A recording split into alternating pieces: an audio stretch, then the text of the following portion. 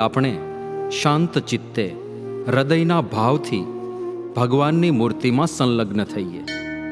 આરતી પૂર્વે ભગવાનના મહિમાનું ચિંતન કરીએ.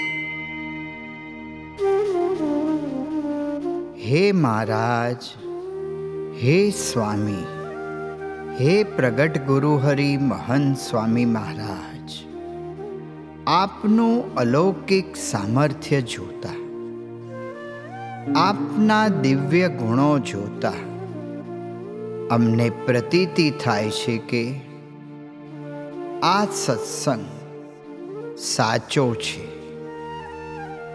હે સ્વામી, આપે એ સત્ય સમજાવ્યું છે કે ભગવાન સર્વોપરી છે, સર્વકર્તા છે, સદા દિવ્ય સાકાર મૂર્તિ છે.